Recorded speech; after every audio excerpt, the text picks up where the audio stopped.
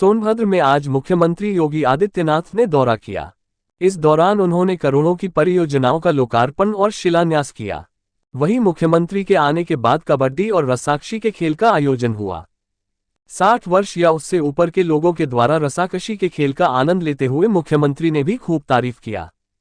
मुख्यमंत्री ने कहा कि सोनभद्र ऊर्जा की नगरी है और यहां भौतिक विकास के साथ साथ सर्वांगीण विकास किए जाने की जरूरत है, जिसमें जहां एक तरफ युवाओं को खेल के लिए प्रेरित करना है, वहीं दूसरी तरफ जिले को हरे भरे वन से आच्छादित करना है। मुख्यमंत्री का कहना है कि सोनभद्र जनपद जल और वन क्षेत्र से परिपूर्ण है और इस वन क्षेत्र को और भी ज्यादा विकसित करने की जरूरत है। वहीं उन्होंने कहा कि अगर पूरे प्रदेश में स्विट्जरलैंड की तरह कोई जगह है तो सोनभद्र है। उन्होंने पर्यटन को भी बढ़ावा दिए जाने पर जोर दिया। मुख्यमंत्री ने बताया कि वाराणसी में काशी विश्वनाथ, मिर्जापुर में विंध्याचल धाम, शक्तिनगर में ज्वाला देवी शक्तिपीठ और उत्तर प्रदेश सोनभद्र सीमा से सटे बिहार क्षेत्र में मुंडेश्वरी देवी, जबकि मध्य प्रदेश से सटे हुए कुंडवासनी देवी के बीच में ये जिला स्थित है, जो अपनी आध्यात्मिक शक्ति के केंद्र के रूप में जाना जाता है।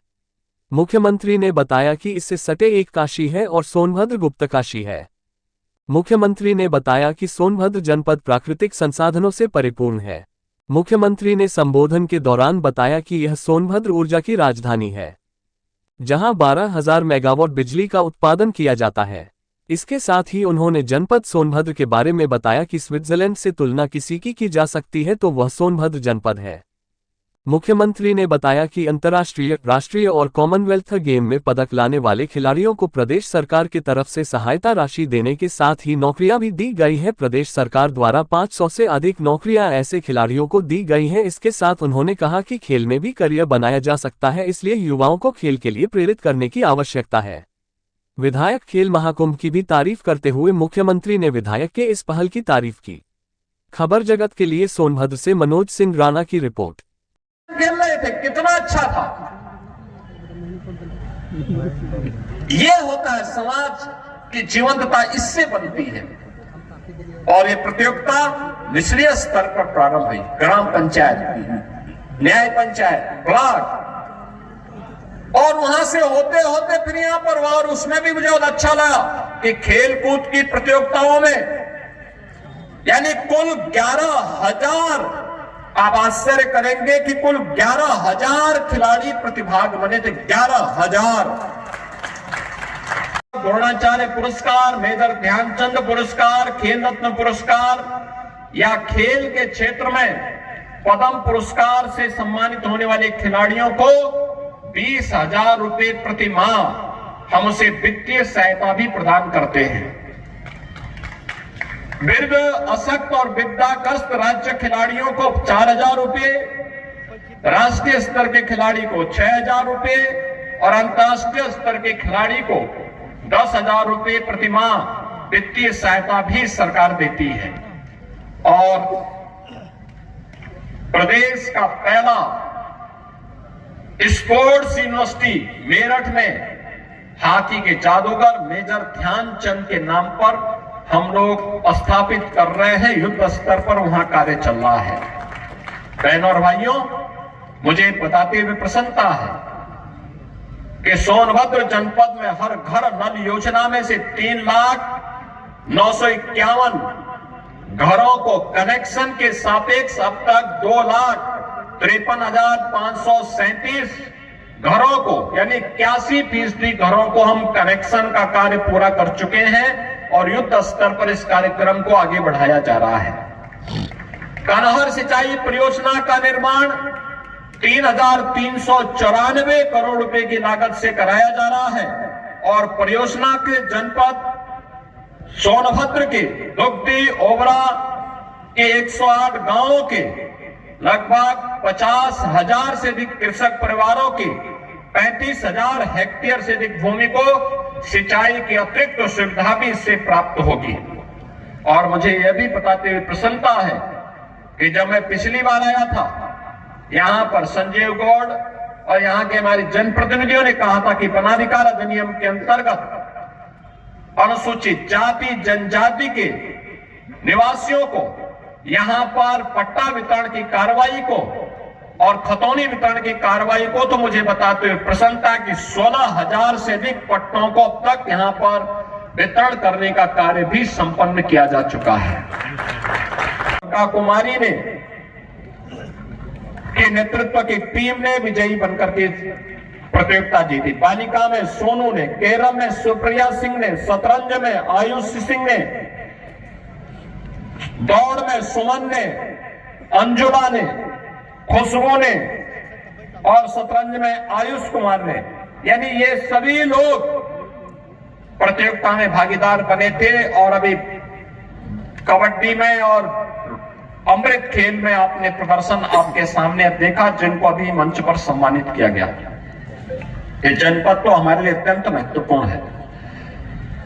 जब मैं किसी जनपद में जाता हूं, महिला स्वयंसेवी समूह के स्टॉल देखता हूं और मैं देखता हूं कि सोनभद्र की टीम, यहां की महिला स्वयंसेवी समूह के द्वारा बकरी के दूध से उन्होंने एक नया सौंप बनाया है। यानी यहां सोनभद्र के नाम पे सोन, और सौंप का मतलब साबुन। बकरी के दूध से साबुन बनाया है। यहां की जनजातीय समुदाय से जुड़ी हुई महिलाओं ने इन कार्यक्रमों के साथ वे जुड़ी हैं।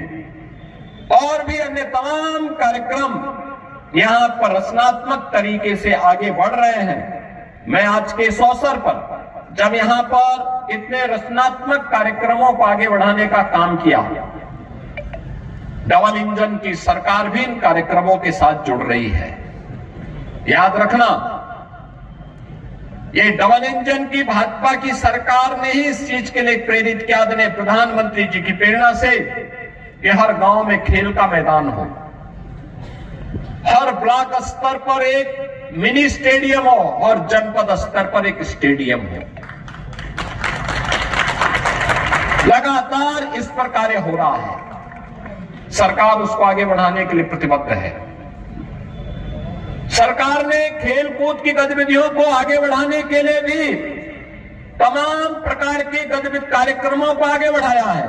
खासतौर पर ओलंपिक में, अगर ओलंपिक में कोई स्वर्ण पदक एकल गेम में जीतता है तो उत्तर प्रदेश सरकार उसको अलग से 6 करोड़ रुपए देती है।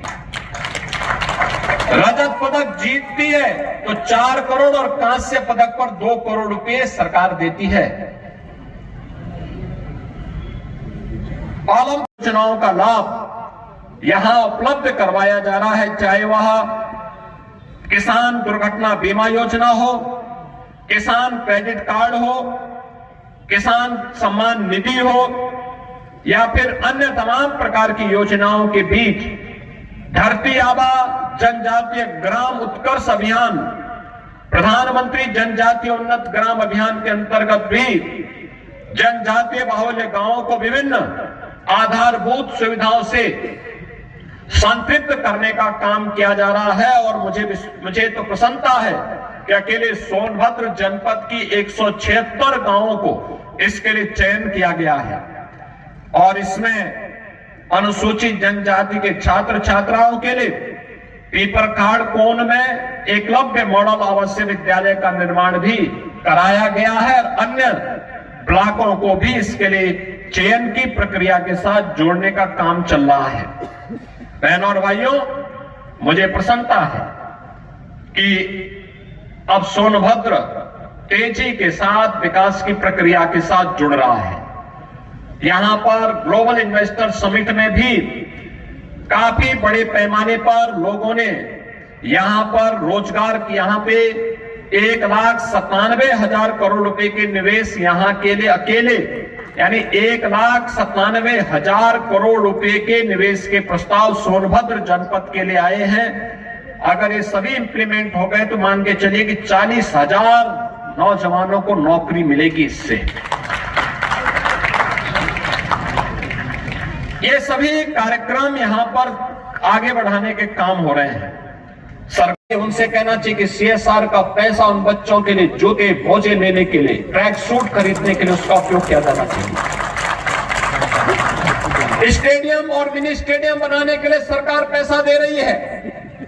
CSR के मद से भी हमें इसको सहयोग लेकर के और अच्छी खेल की सुविधाएं, अच्छे स्कूल, अच्छे स्वास्थ्य की सुविधा, हर प्रकार की सुविधा से संपन्न इस पूरे क्षेत्र को करने के लिए आगे बढ़ना होगा।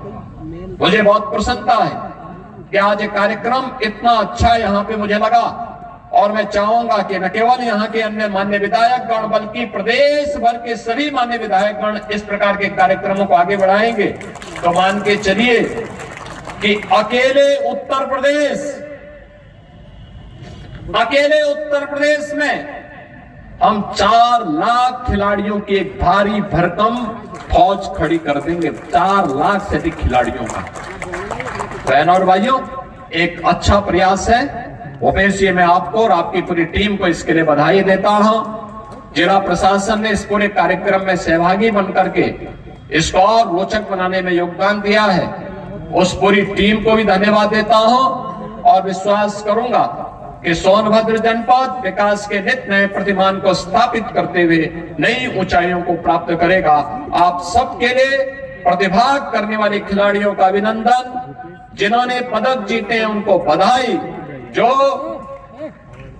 विजेता नहीं उपविजेता बने हैं उन्होंने अच्छा खेला है, लेकिन अगली बार उससे भी बेहतर करने की दिशा में आगे बढ़ेंगे। इस विश्वास के साथ आप सबको मैं इस अवसर पर एक बार फिर से इस प्रतियोगिता में भागीदार बनने के लिए प्रतिभागी टीम, दर्शक, रेफरी और उससे जुड़े हुए जितने भी ऑफिशियल्स हैं, इन सबको भी मैं हृदय से बधाई देते हुए आप सबको महाकुंभ का आयोजन प्रयागराज की धरती पे हो रहा है, इसके लिए भी हृदय से बधाई देता हूं।